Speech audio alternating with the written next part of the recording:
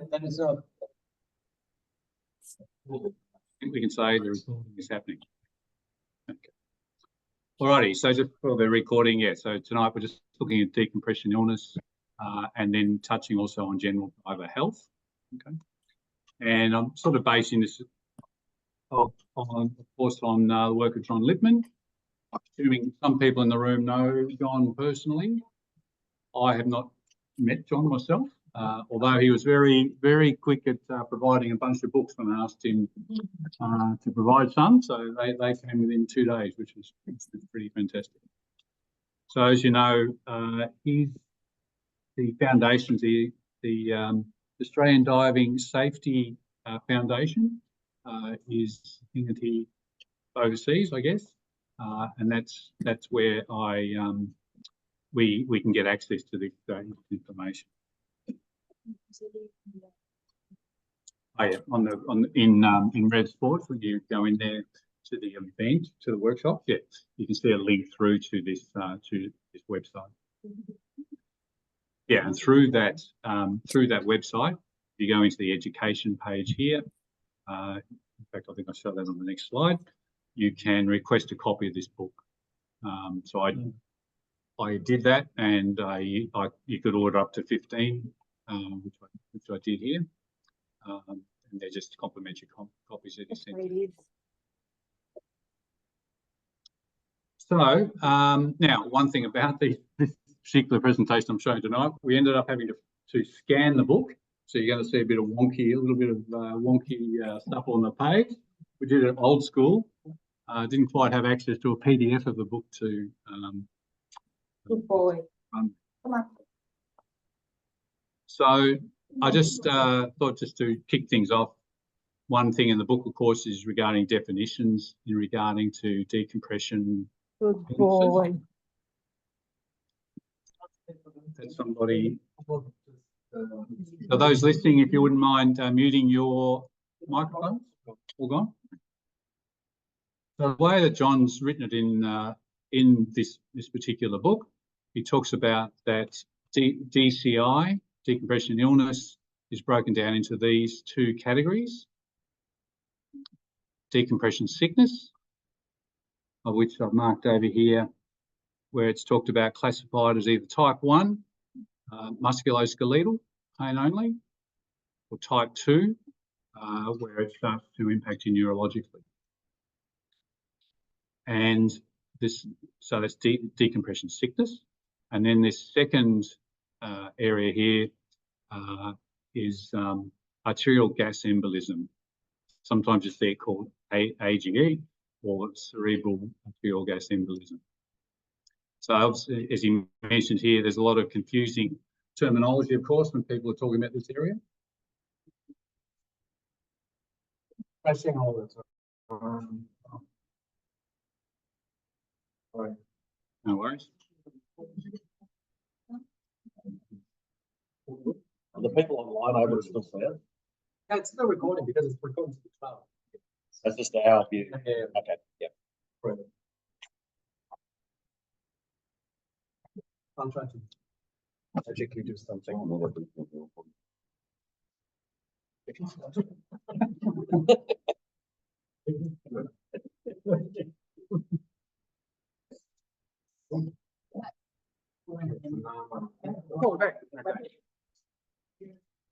All right. Anyone got any comments or on this area? Have you sort of seen any other types of ways talked about or described? There's a nice little summary, I thought, in his book on that. So the book then, let me just go with it. Hello there. Oh, one. So the book then goes on to talk about aspects to be considered in regards to DCS. And so what I've done here is I've just taken little screenshots of the parts of the book, and I've just put them in here for our reference to go through. So it talks about in regards to the dive itself. As we know, in deeper diving, Is Emil here?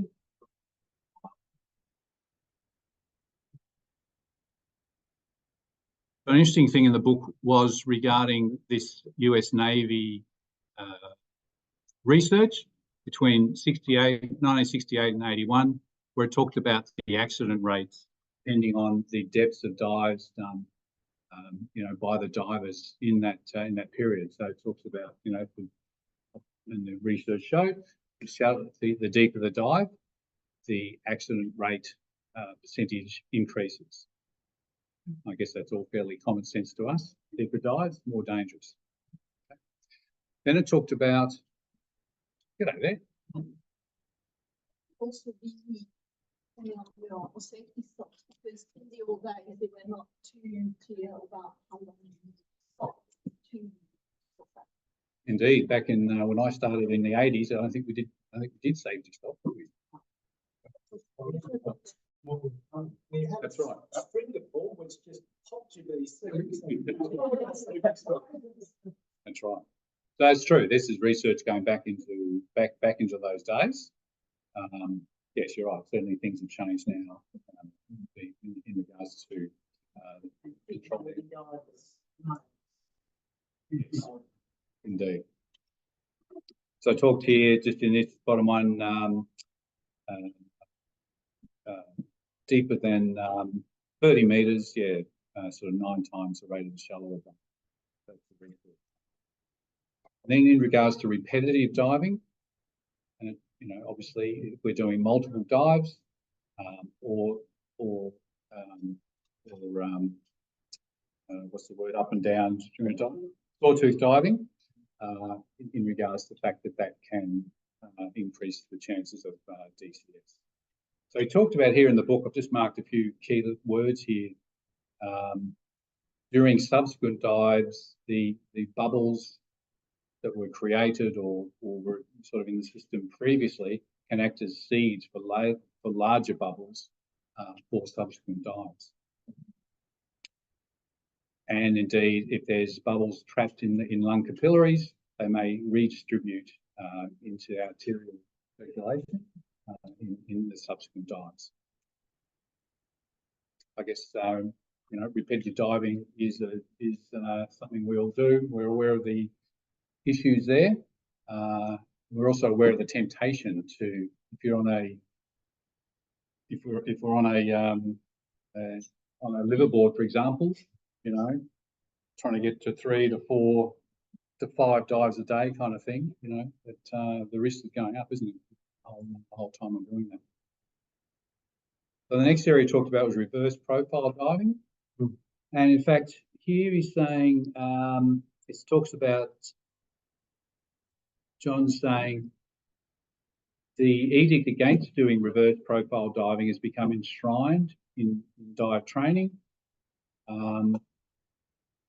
But a recent workshop concluded there's no need for such a rule. So sort of saying there doesn't seem to be a lot of evidence. Anyone got any experience in that area? Any comments on that? This is the comment that Yes. sort of saying he's sort of saying here, the Smithsonian, this particular workshop that he's referring to concluded, no need for that rule, as long as the dives are within, not needing decompression stops, and of a certain reverse profile gradient. So I thought that was interesting because that's certainly, the mantra we use, right? I mean, the only disadvantage I think that showed him that was the case. It was just something that came along and nobody could explain why it came from. Okay. Yeah, I think the only reason you want to do the deeper dive first is if you do it second time, your bottom time actually shrinks already, right? So if you do it as a third dive, you only have 5 minutes at depth. Yeah. Yeah. That makes sense. Why would it make any difference? Yeah. I mean, you get nitrogen or whatever. Yeah, but if you do it first, you have no saturation at all, so you can stay longer. Yeah. The shallower dive. No, a deeper dive. first. The deeper dive, so you can stay longer and then do the shallower for long. If you do the shallow first, you have no deco time left or bottom time left for the, because you're already saturated. If you do like a 30 meter, and then you do a 40 meter, then you already have saturated in 30. As an example, mathematically. Risk was just $2. It's the addition of the $2. So we're talking about decompression risk, not bottom time. There's no. But don't you increase your risk if your bottom time gets closer, shorter and shorter? Like missing it, the risk. Reducing the risk. Calculation is going to be the same if you do 30 metres, 40 metres, Yeah. or 40 metres, 30 metres. Makes no difference. Okay. It's the same. If you do reverse profile, it's going to Even penalise you on the second dive step. That's bottom time. It'll still penalise you on your second dive. It's shallower, but you don't notice as much because you've got more time to deal with it anyway. So if you do a 25-metre dive on the second dive, instead of having 40 minutes, you're going to have 30. You think, well, 30 stops. absolutely correct, but No, but a 40-minute dive, 5 minutes, it's going to take 3 minutes to get there. So they've got 2 minutes on the bottom. And the dead dive is going to do shorter time. The energy calculation works out better than the Absolutely. unsaturated. but I was just saying it doesn't make sense to do second if you only need 5 minutes instead of 15, let's say, right? The decompression gases and other stuff to extend minutes. Anyway, okay. All right, moving on. Okay, then the next area is talking about is regarding the amount of exercise that we're doing. So it mentions here, exercise during diving accelerates absorption of the inert gases. He did mention as part of this, he's saying it at the bottom here, interestingly, blood flow, if mild exercise is performed during decompression, that may be beneficial. So they're just floating and doing dives. If you do is dig around. Circulation rate, because the more passes through the lungs, it's more. But you don't need a lot of exercise. Yeah. So Oh yeah, if someone, we repeat the questions if someone asks them not close to the microphone. As a comment. All right. Yeah, so we're just talking about this comment that John Lippman's made about the fact that doing mild exercise during decompression can improve the elimination of the gas. Might that have something to do with your body? Which is probably the next. That's probably on the next slide. Very true. Very true. In fact, here it is. Here the change is the next one is in regards to cold, and it's sort of saying, you know, exposure to cold is often cited as a risk factor. There's human data. There's evidence to support that. But he's sort of talking about the change in divers' temperature is more of an issue than the cold itself. That's referring to core, like changing your core. Like if you're doing, Whether it's core or in your general tissues, I suppose, not necessarily core. when you can plunge in the cold water and be cold for a bit, is that different to? It's like, yeah, when you do a repeat dives and your core drops, if you're in a wetsuit in cold weather, He's best advised to get temperature as stable as possible, and in cold water, best to check whether in a dry. Yeah. Makes sense because if your blood is going to all out to fingers and things, bubbles and getting destroyed. Yeah. And then you get cold and the circulation diminishes. yeah, You can't, your blood's not flowing through. yeah, see, safety's not doing a safety for a whole body. Can I just say that understanding about the mild exercise, the old car had those in the 1890s to 1910 didn't have an awful lot of knowledge about decompression centers. It was brought out by Haldane. But they used to do, you could look at the Navy manuals for the exercises. All right. So it's the same thing, I suppose. So that's probably not new. When I'm thinking about that, it's interesting because that's Yeah, yeah. actually written in mild exercise on the doing that in a big hard hat system. Yeah. Yeah, it is.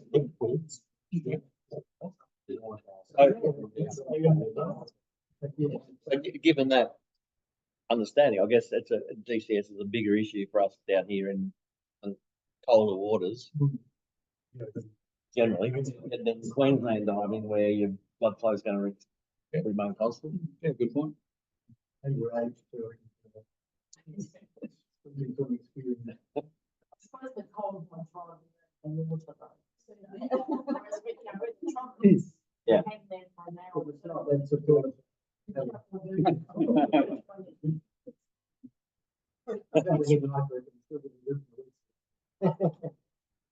All right, so the next one then is dehydration, which interestingly, I can just move that. Just move that away. Talks here about blood will tend to be thicker if you're dehydrated.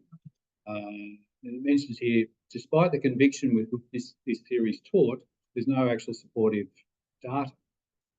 Nevertheless, in view of the strong theoretical basis, John recommends, of course, that we maintain good hydration. I remember going to the at the Alfred there, the recompression chamber clinic there. It's a big thing that the nurses were saying is, yeah, drink. I don't care how much you're peeing or to, just keep drinking. Yeah. It's a big thing on trips, isn't it? You'll have a few bends on the plane, the dehydrated from flying, the dehydrated from drinking, Yeah. the time, the height, and then, maybe do a checkout dive, but no. Yep. Classic when people go away with the books. They will often get bent on that first phase. My very first one. Yeah. Yeah. Just, I think there's so much awareness now. Very much, Another interesting one here is in regards to fatty food, the eating of fatty food. Now, I'm not sure. Sorry, you know, I'm just comparing. Stop it down. Just comparing these two myths. There's another thing too, Peter. Air conditioning will dehydrate you too. Hi, Peter. Air conditioning in your overseas accommodation will dehydrate you too, so you need to hydrate because of that. It sucks the moisture out of the air and it takes the moisture out of your body as well. Yep. Good point. Thank you. Yep.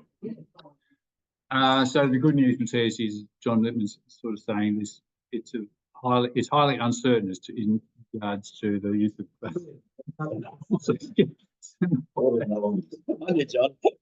All right. So this is now we're talking post dive. So after the dive, it talks here and then about. During the ascent. Yep. How is the effect of breathing more heavily? I've heard that before, but I'm not sure. I'll repeat the question. Yeah. So Sandrine's just mentioned about the by breathing more heavily during your ascent. Is that helping us with DCS? Anyone got any views on that? I guess it's related to the physical version. Because if you're working a bit hard, exercising, you are going to breathe heavily. Whereas it's just going, but you can't. Yeah, and that's hard to do, isn't it? Consciously breathing hard and heavy. Well, you shouldn't, or you have a blackout at some point. Yeah, of course, not. Not hyperventilating. No, but I get your point because you wanna try to get rid of the nitrogen quicker. But then maybe the exercise is actually like deflate your jacket and just stay at that. I think the exercise. Necessarily of your lungs. You don't want to be up front. Okay. Oh. That's a good point. Yeah.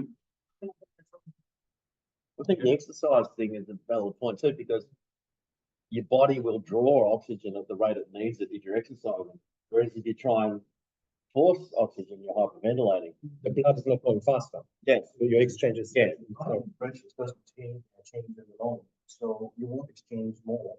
You'll have the same constant pressure of gas and getting in and out of the hole. It will change just because it's got more. Yeah. So back to the exercise thing. To swim in circles. Yeah. Yeah. So actually, yeah, just before I get on to post dive, any other comments about the dive itself? Any other issues people feel should be considered?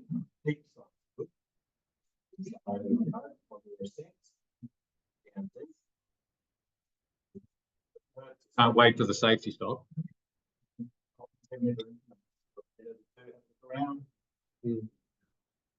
Mhm. There's a good paper, most of you read it, shearwater diver especially. I mean, they're a bit controversial. We used to do half stops, we're 45 metres and 20, but you've got to be careful not going too slow. Yeah. So that does a 5 NDL, if you've got a shearwater computer, it tells you whether you're on gassing or not gassing as well. So, yeah. And another thing which a lot of people do is they're at 5 metres or whatever their last steps is, 6 metres, and they dives finish. We try and do a minute a metre. Right. So we're at 5 metres on a big dive, but they've dived very, very fast. You're talking from 5 to 4. Or a real big forwards, like not just, oh, this is fine. Yeah. Is that, as you know? The rate of pressure drop is 5 to 0. The greatest there compared to 50 to 40. Doesn't have to come up slowly. Deep stops are good if you just pause, keep going, pause, keep going. Yeah, last year on the calendar, I was buddied with Ian and he's technical, obviously, but his safety was always started at 6 metres. And within a couple of minutes, I think it was 2 minutes at 6. Yeah. And then we did the 5 at 5, 4, 3. 1 minute at each. I can't remember exactly, but I know it was complicated, and I just stuck with it. It was difficult. No, it was fine. If you're all just algorithms and everyone's different, it varies from day to day. And I mean, I kind of had a these guys years ago from that dive where 2 of us were in a wreck. It was only 8 metres. His computer was totally fine. Mine was a little bit more conservative. It was off. Admittedly, I was spending too long trying to get a porthole off, which I had to leave there, and the next person coming along. That was lovely.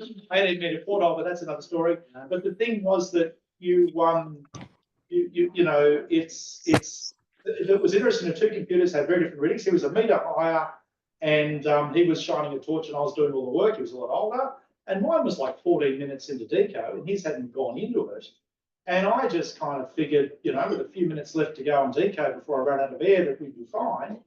And I wasn't. But the thing was that, so I now always assume that, like you're saying there, keep the computer happy. But there's nothing wrong with swimming underwater to the boat exit. Do you know what I mean? I'll often do just at a metre down there. If people are getting out of the water, just hang back for another minute or two. Like I think I've been burned a little bit once, and so I kind of don't not trust the computer. But what I'm saying is that they're only an algorithm, and it can vary individually by the person. So erring on the side of caution is never a bad thing. We'll all sit around there being the last on the boat. Yeah, that's You go, no, you go.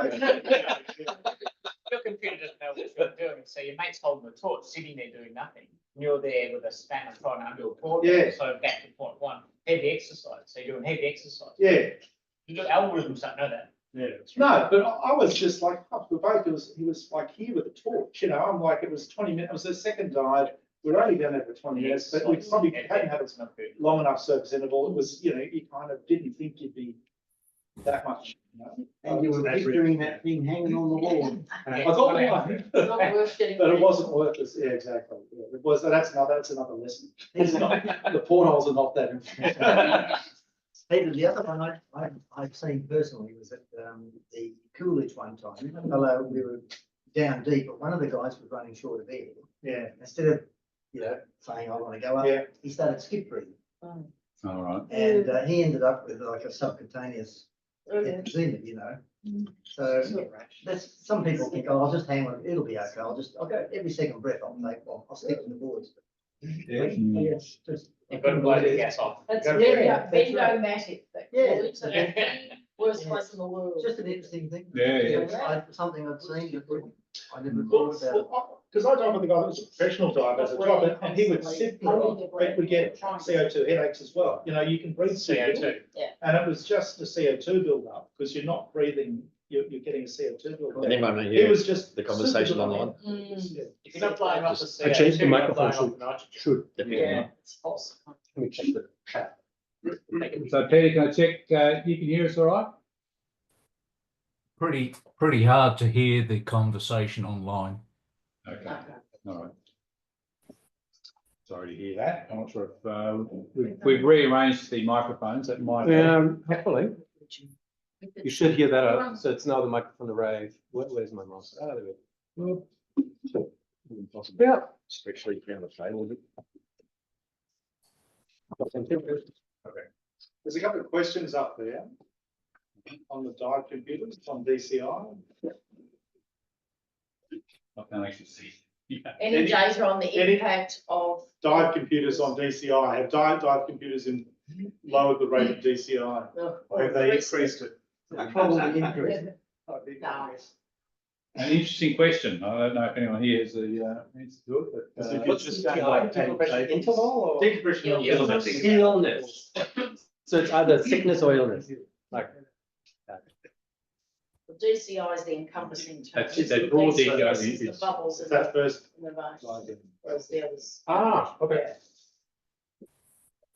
All right, I'll move on now to post dive then, and we're back to the temperature thing about re-warming too quickly. Yep. So it mentions here jumping straight into a hot shower. Yep. Yeah. How that can be an issue. Yeah. Which hand for that in Victoria? Well, 14. hot showers. If you use Yes. for boards, Yes. some of them have. Well received. Some of them have hot tubs, and I just think, oh my God, why would you get in a hot tub after a deep dive? or whatever? Yeah. So a lot of lift boards do have them, you know, so that's not good That's- news. yeah, yeah. So There cool you go. showers in the middle of winter after. No, actually, Does that rule out this jumping naked in the sleeping bag thing? That'd be a slow walk. what stage of the dive trip are you talking about? We've all got our own practices, all right? Details. No, last time I'll be your buddy. Why do you think Ian went alone on the? Yeah, we shared it. On Depends on who was in the sleeping bag, right? Well, how are you gonna dive? And you win the bubble stroke too. All right, so it talks about, yes, there are several published case reports of this occurring. Hot showers after a cold dive. Altitude exposure, as you know, flying after diving. I did notice John Littman, he was talking about an ascent as little as 500 metres.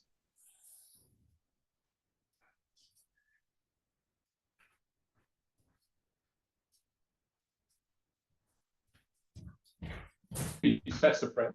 Yeah, don't go home yet.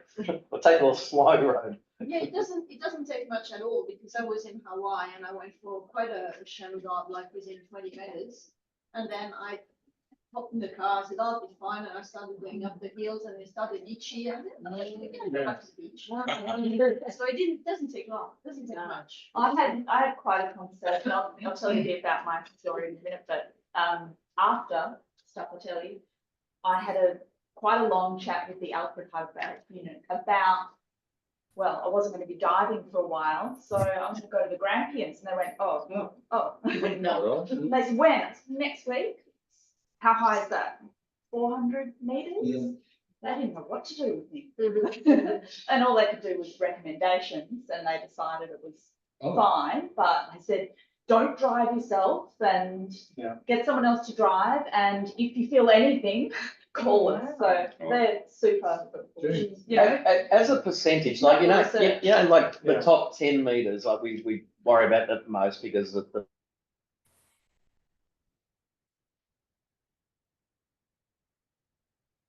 That's the best metric to have on Zoom.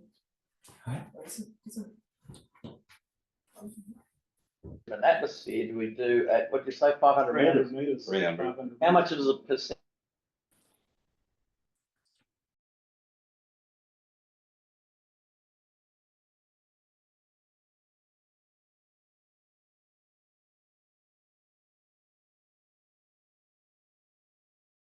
But as you know, it makes a big difference to the tables. Makes your ears pop. Makes your ears But pop, where makes you, your old tables or your dive computer, if you Mm. say, tell it, I'm now at 300 meters, when they all did. Altitude, Yeah, altitude. You. obviously not there. Yeah. Yeah. So the old paddy Yeah. tables or whatever flavor you want to use, you had to adjust them for altitude. Yeah, So it is quite, I know, I agree, it seems like such a minute like height. the percentages you'd think are changing so slowly. You look at your potato chip packet. pop out, you know, Yeah, when you go. you know, you drive Well, up and that's out, your potato chip packet pops out, but, because I know. But it doesn't explode at sassafras. Yeah, but because I've had friends that got decompression from the Liberty in Bali, Yeah. and they're saying just driving back from Toowoomba, like to Paddingby, you go up and down the pass. And, you know, saying even that can be enough if people, I mean, clearly you've got to be on the edge, you've got to be close to the limit. So there's probably other factors as well. Often it's not one thing, but, you know, if you're already a little bit vulnerable, it's Yeah. that few hundred meters up, going up over the hill from Toowoomba and back towards the west is, you know, a good example.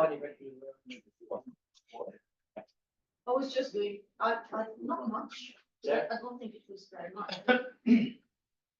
I've had people say that they've taken, after days of diving, they've taken a small plane flight and that's considered okay. Oh, It that- doesn't sound like. I always thought that'd be the worst thing. How did you- Yeah. Yeah, that's right. No, you're not, you're not under pressure. Yeah, if they don't fly above 300. Yeah, So from the islands off the great, off Queensland, right. you might, get your helicopter or your light plane to your Yeah, I guess so. wizard or Because I boat. think that's why the emergency flights are so expensive. They've got to fly and see them. You know, that's what the Dan insurance, that's what, if they've got to recover you on an unpressurized chopper, they've got to fly. Low, that's why it's so expensive. All right, then it talks here about, we've already mentioned exercise, although this is talking about exercise after diving may hasten onset in both the severity and the incidence of it occurring. Yeah, so don't exercise immediately after diving. But that could But be, how long is immediately after? and that could be walking down a pier. Yeah. After, Carrying. say you do a double dive, Yes. or you go out to the graveyard, and then you're carrying, you wearing a dry suit, you however many So- kilograms. Twins and two Or just cats tiring. stand up here. Oh, yeah. But this feels a bit counterintuitive when we just said, if you exercise at 3 or 4 meters, Light exercise. light exercise. Yeah. Okay, so but should be that would more. be the same then. Light exercise is fine, but properly Carrying building a twins, house. you takes a dry suit in 30 degrees. Although you should, But But okay. even climbing out of the boat, into the boat Oh. after a dive. Or deep lifting dive, And it's it's strenuous hard. and just rest. Yeah, so cave diving, when we used to teach it, because it's easy in a sinkhole, you don't have current or anything, we just say to students, just chill for 5 to 10 minutes before you even attempt to start climbing out with your twins and your weight. Whoa. So, yeah, Okay. it's not something you normally think about, but, and I mean, it's hard with the boat, because of course, come on, get up. Yeah. Does exercise also for things like massages? Hello? Afterwards? Yeah, So- good question. That's and mentioned. as that's the well. thing that always intrigues me, because whenever you sort of go onto the overseas trips, you'd be on, North Sulawesi trip, with a big massage table, it wouldn't open before the first dive and would close at 10 o'clock at night, so. That's mentioned in the book, massage, which is massage and the increase of blood flow. Yeah. But what's the difference? So what It's good or bad? Bad. it's bad, but then how long do you wait, Because, do you wait 2 hours? You must have some time. So you finish the dive, you're back on the boat takes half an hour to get back to the pier, you Yeah. get the gear, you go back. Yeah, but Have how some long? clean clothes, so you talk, Same day? it's like 2 hours later. Yeah. They're both gassed at atmospheric pressure for 2 hours then. And it'll be a history, it'll be like an asymptotic Yeah, curve, yeah, you know, like. you're off gassing and the whole you- time. you Don't do it 10 minutes after the Yeah. water, but if No. you're doing it an hour and a half later, you've Yeah. lost. Like, 90% of your- like no flying. Yeah. 24 hours you fly home, no problem anyway. Right, any other points on post dive? Drink lots of water. Don't Stay hydrated. Drinking water, Don't pull the anchor up. yeah, keep it. Sometimes pulling the anchor out can be a bit of a thing. Yeah. That can be a bit of, yeah. Hey, I often see, people pull out cigarette after they get out of the water, and I find it a bit shocking, but imagine, apart from the obvious health issues with smoking, that. What would be the impact on, with, in regards to, gases? Yeah. Hey, here he is. Oh, yeah. He's awesome. Good question. I'm not sure if anyone has any, heard any issues in regards to smoking after diving? No. Any chain smokers that can vouch? It's certainly an interesting question. Sounds like it's fine. Yeah. All right, getting on to the diver itself. So,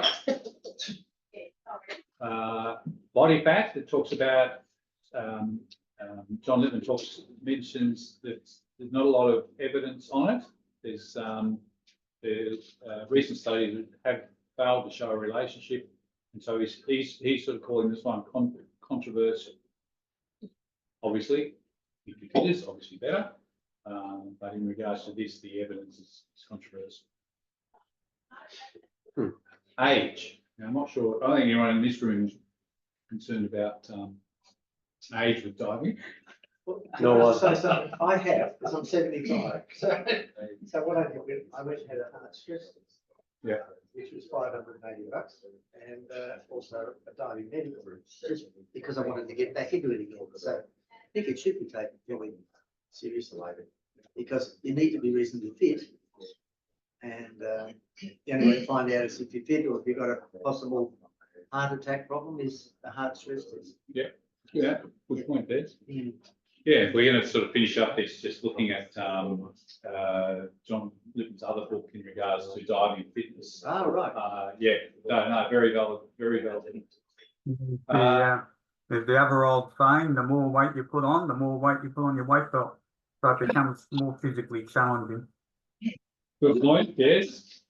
I think we also owe it to our buddies, because if we have a problem, our buddies are the ones got to look after us. So you owe it to your dive buddy to let them know you've got an ailment or you've been checked out, or you're doing your mate a favour as well yourself. I call that full disclosure at the boat ramp before they load the gear on the boat. I just say, we need to have full disclosure of any medical stuff, which may or may not impact recovery of people to the boat. Imogen, thanks, Peter. you mentioned the MI Fit to Dive, is that? Yeah, I brought that one along. It's one of John's books. One of them, John's. Yeah, I think that someone mentioned it's available to download. Yes, on it the- is. Yeah. I've got a slide. And we've got the link to that book. Yeah, that's a good one. Yeah. So yes, and so John Littman saying that there is research to show there is a correlation between advancing age and talks about the amount of venous bubbles after decompression. So there is a correlation. Previous DCS, if it's happened to you once, he's mentioned here that divers who have been treated for DCS appear to be overrepresented, meaning there's more chance of it happening again. Although I think he's mentioned here, there may also be people who dive more regularly. It was a long time ago. And he's sort of concluded this area here. They consider the risk of another episode is only trivially greater than baseline. It's not. That's good. Okay. If the recovery is incomplete, then of course the risk of another episode happening is increased. Makes sense. Yeah, it does. Physical fitness. He's saying, The being female. well, being female.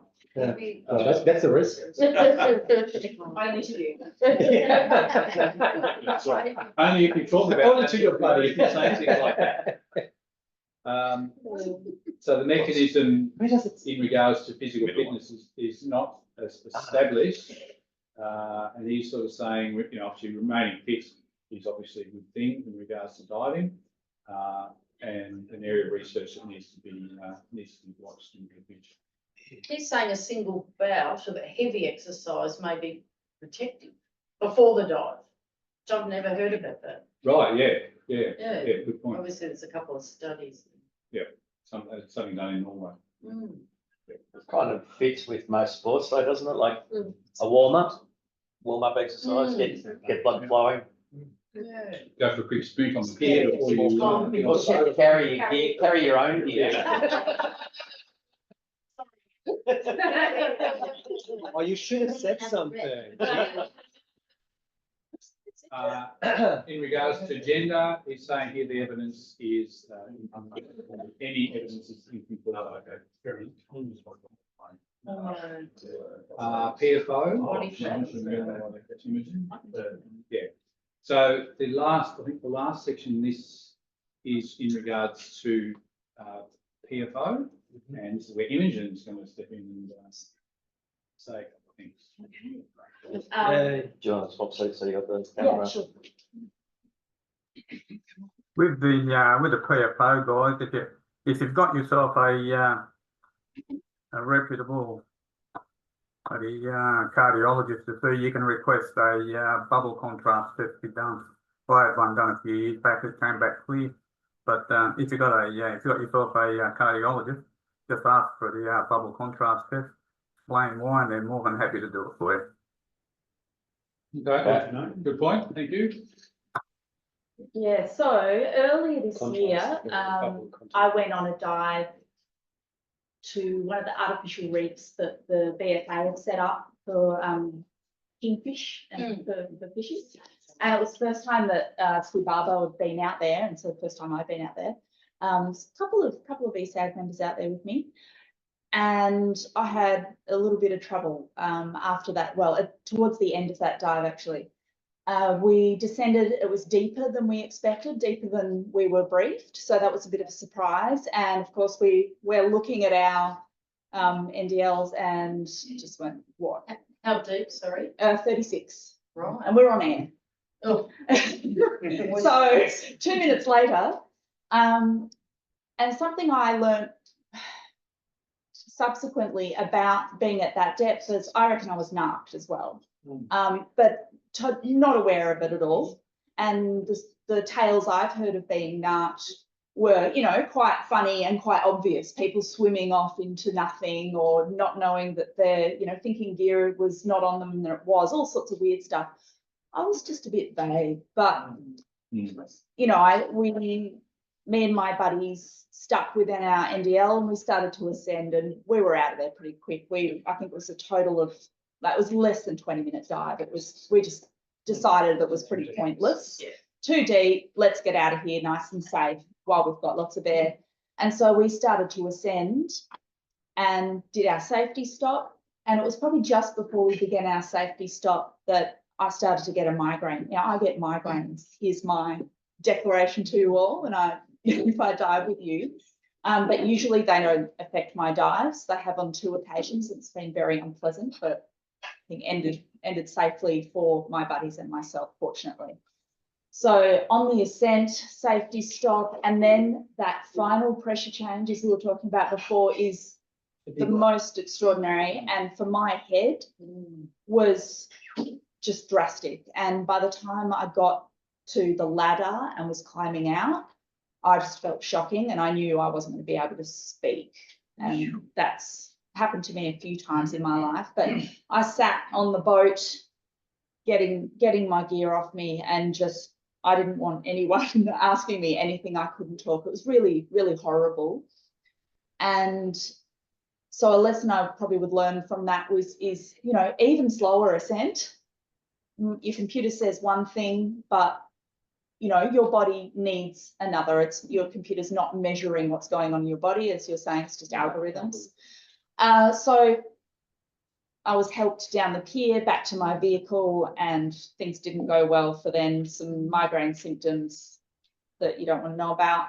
And my partner and I went to Rosebud Hospital. As a diver, they put me on oxygen immediately, which was awesome. And I think I probably should have had that on the boat, but I was too busy saying, no, I get migraines, you know, with no words. I get migraines, this is bad, but not abnormal. I think I should have been on oxygen just from the start, because as we're learning all these DCI things, you have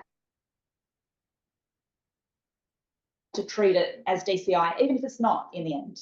I was by the hospital a little while on oxygen, I was fine. But they put me in an ambulance and we had a fun ride to the Alfred. And the Alfred hyperbaric team are amazing. I don't know how many of you have been there. Lots more discussions. This was sort of mid-afternoon by now. And the hyperbaric on-call doctor was fantastic. And in the end, after me describing one more symptom other than the migraines, which was tingly feeling, which I would describe differently now. So, because I have that feeling right now, it's anxiety. I was very, very stressed, but they diagnosed that as possible skin bends. And so into the chamber I went, and, you know, I was super grateful. And I'm sitting there going, I'm feeling pretty good now, you know, but it's up to your doctors. Well, they said, you know, you can walk out, but we're recommending you go for a ride in the chamber. So off I went, recompression started that evening. And I did 2 dives in the recompression chamber, which is great. And I put them in my logbook. I sometimes draw the profiles of my dives in my logbook. And so I thought, I'll treat this just the same. So Just a little bit high for the camera. Yeah. Oh, it's really not. No, that's not. I can share it if people want it. Yeah. So I did USN table 6, which is US Navy. I think they've developed the tables. From 8:15 p.m. to 12:15 a.m. I fell asleep a couple of times. They were brilliant, you know, good over the head. I went to 20 meters and on breathing 100% oxygen with 5-minute breaks. It was fascinating. My hyperbaric nurse was amazing. No. Neg, I think her name was. Maybe. I wrote it all down. And then one of the doctors drove me home in the middle of the night, who lived locally. So they were amazing. The next day I came back for a second dive. And that was to be my final one, because after resolution of symptoms, and for me it was migraines and any weird feeling in my skin, my arms, you have one subsequent treatment. Thank you.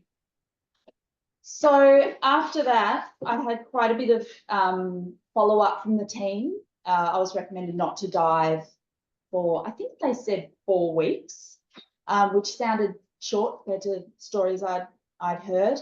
And we had a chat, as I said before, about going for a drive to what I considered a fairly low altitude, but yeah, over 300 meters, which would be a dive at altitude. So that was really interesting. And I was recommended to do a bubble study. So that's the study for PFO, which is a hole between the left and right chambers of the heart, which we're all born with, but hopefully sealed shut. And all the reading, you know, of course I got on and did lots and lots of reading and was quite apprehensive about this, and learnt that there's a significant increase in your risk of DCI if you do have a PFO. I had an upcoming trip to Indonesia to dive, and I was really nervous. And I had that test done just before we left, and I didn't have a PFO, massive relief. After that, another appointment with hyperbaric. They are quite extraordinary. They say ring any time, and hopefully, well, in the end, probably decided, I say we, the doctors looking at my case, all this sort of thing, that probably wasn't the bends. But it's not really the point. It just doesn't matter. I think that we all need to know, as divers ourselves and buddies, that we've got to get on oxygen and we've got to look out for our buddies' symptoms.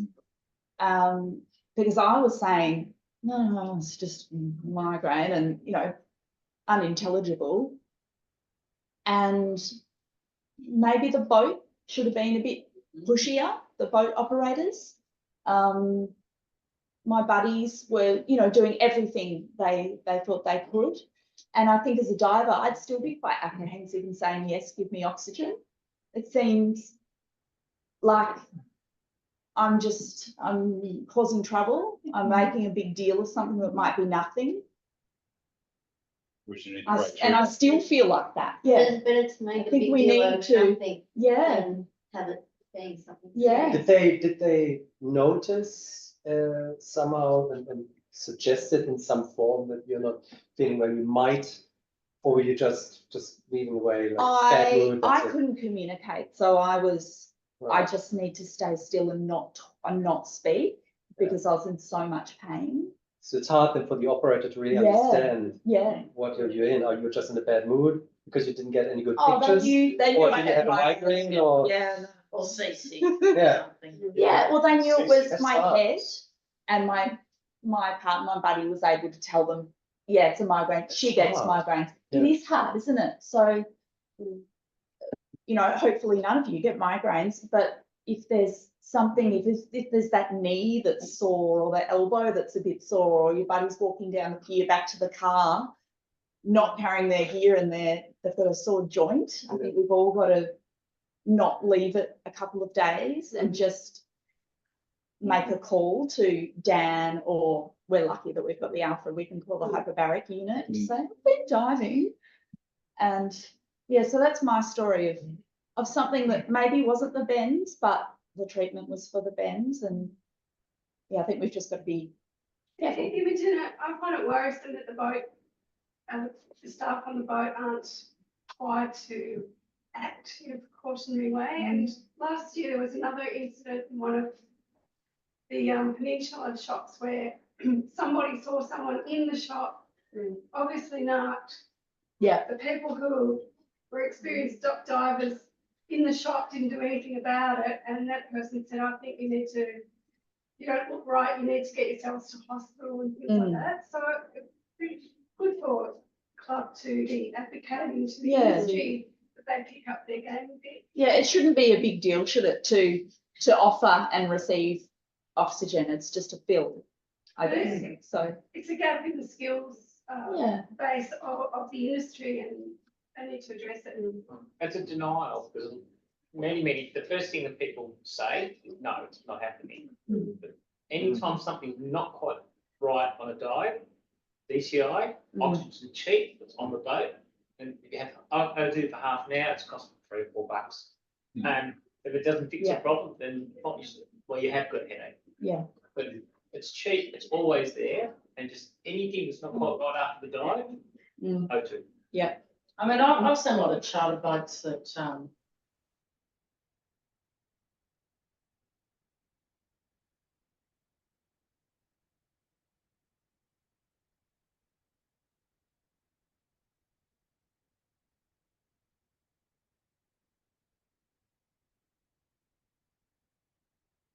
I mean, they want to cover their butt. I mean, of course you give oxygen, because as Jeff says, it's cheap and easy anyway. And yes, I mean, the divers deny it. I know I'm all right, you know, but I think in general they're actually quite good from what I've seen anyway. Try a stingy Scottish skipper. I had a situation where we were two diving with a third person we didn't know. Had an uncontrolled ascent from about 25 meters. Couldn't hold him down, 2 people. In the end, they had to let him go and come up to the surface. Yeah. You just shout and get him up oxygen from the water. Yeah. Come up. Nah, it's not necessary. No, I'm breathing okay. I don't need to speak. Yeah, I was just going to say, I've had a few incidents with divers being bent, and one of them coming out Hogan came up, dived with this guy for 20 years, came up, complained of sore back, sort of said, have you had that problem before? No. within minutes on the deck of the boat. Okay. We straight away got him onto oxygen. Basically couldn't move his legs, so that must have been on the spine. Right, yeah. Couldn't, had to treat it back to camp because it was late, couldn't get across the strait at night. And within 15 minutes of breathed that bottle of oxygen out, fueling came, we went up, spoke to the ambulance on the island, and that's the first thing they said, the oxygen's done the job, it's turned it around, no more diving for him, but it's turned it around. Yep. So the thing is, if somebody comes up and you think that you put them on. Now, I had another case down at Galvin, Peter Galvin's place. A guy, an old guy, had been diving for over an hour in cold water, came up, it was at the campfire in the backyard. So he was hypothermic as well, and he had his top off, and he was really acting weird. And we were staying at his house, and we came back to his house, and he was sitting there all rugged up with a towel over his head, saying, no, I'm fine, all that sort of stuff. And we said, no, we had the oxygen with us, we put him on it, took him straight to Montague Hospital. First thing the hospital said, best thing you could have done. Yeah. So everyone will usually say, no, I'm fine, but we carry club supplies that we carry it, put them on it. And, you know, I've had other cases of Warrnambool too, where someone's come up and they've been bent. And this isn't deep diving, but exactly what we were talking about was age. Temperature of the water, whether you dry suit, wetsuit, oxygen doesn't come out of the skin as easily when you're cold. And this Navy diver we spoke with, he basically said every 10 years over 40, you add a minute onto your safety stop. So now, as mandatory, when we're doing a deep dive at our age, we do instead of a 3 minute, we're doing a 6 minute safety stop. Okay, it's just as a precaution, and we haven't had any issues. I asked the hyperbaric team when I went in last time, I said, you had any divers in recently? I'm kind of curious, and it's an interesting space. And they said, yeah, last week, Melbourne Aquarium, 7 metres. Working. No idea why. Long time. And just. Yep, there's scrubbing. Yeah. Long time. It's long tissues then if that's shallow, long. Yeah. I'm thinking I should have. No, I don't know. No, Yeah, but Matt had a very bad back last weekend when we were out. Like Yeah. we're going to some really rough seas, yeah, and Matt abandoned the dive because he was having a lot of back pain. But I didn't actually ask you how far down did you get, because I just no, assumed you turned around. 7 meters. How many? I'm 7. 7, yeah. So we never know. Yeah. Either it was a wrong movement. And it was like 4 or 5 minutes. Yeah, exactly. That's But not these, that's just. So that, yeah. yeah, it was most likely just a weird movement. Yeah. Oh, the bad boat driving probably. I would never say that in front of the driver. Chickens. Yeah, Oxygen the can fat never, one. oxygen can never hurt. It can only help. I've never breathed Any oxygen. other Actually. DCI incidents you're aware of or been involved in? I've got one I can share. It's related. It's not quite the same. I was doing a deep course years ago with my dive buddy, and it was a multi-day course, and we'd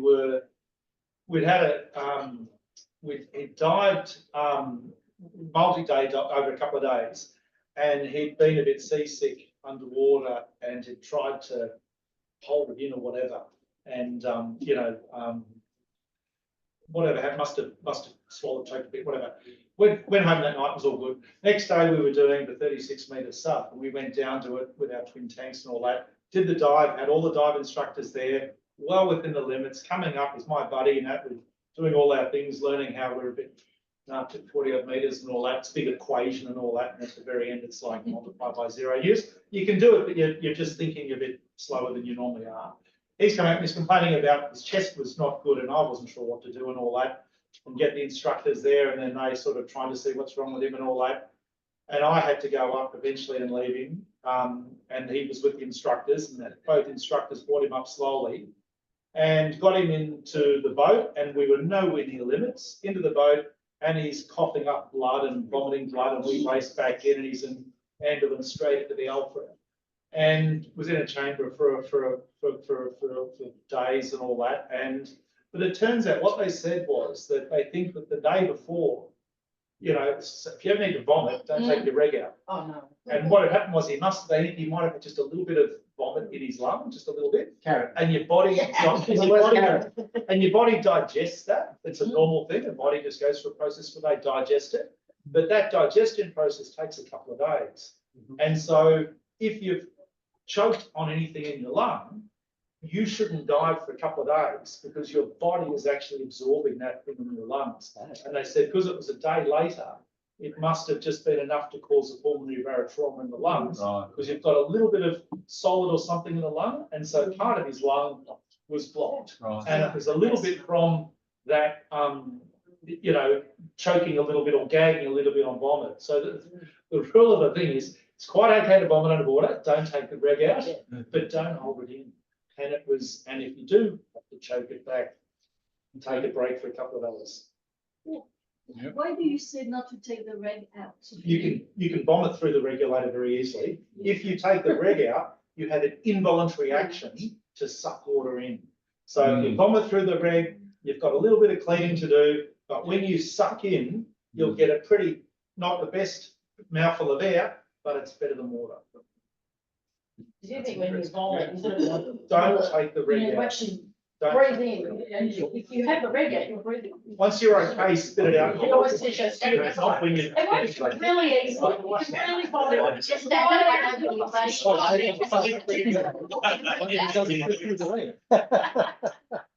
All right, so that'll, we've run out of time on any more DCS.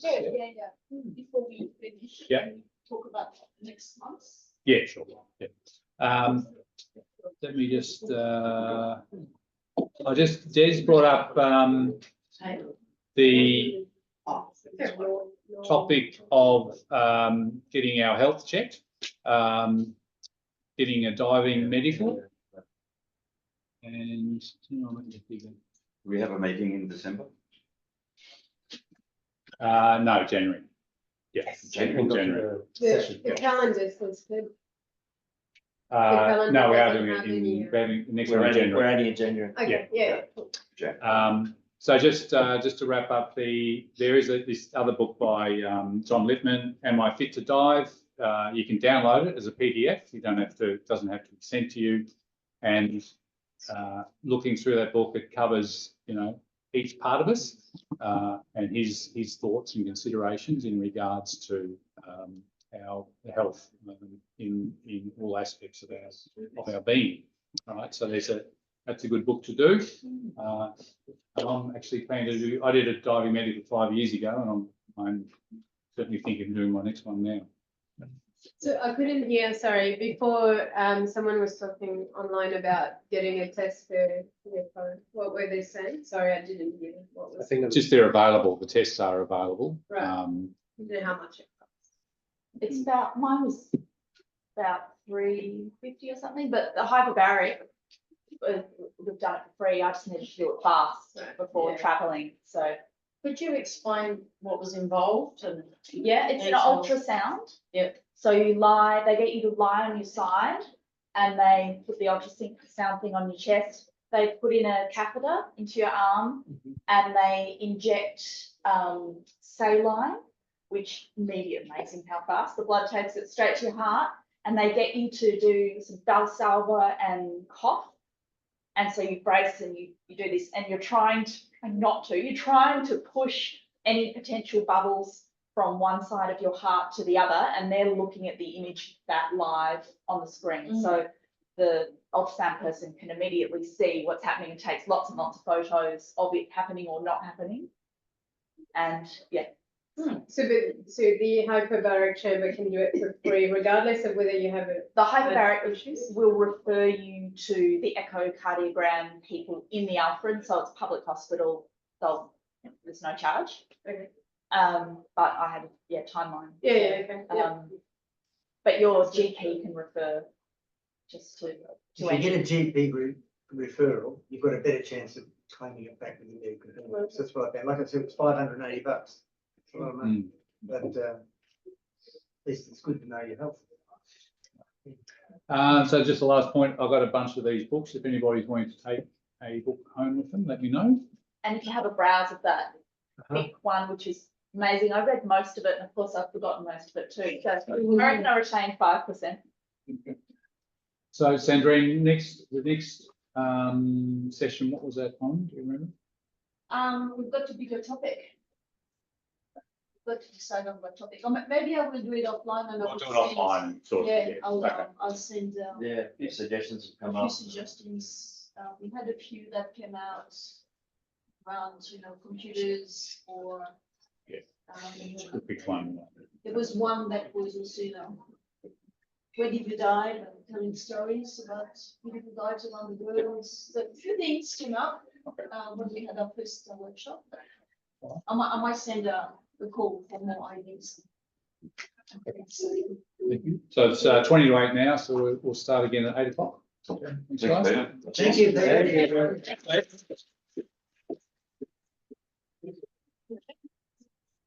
And this would stop the recording, stop the share. Oh, wait, I have. Yeah. You say Peter again.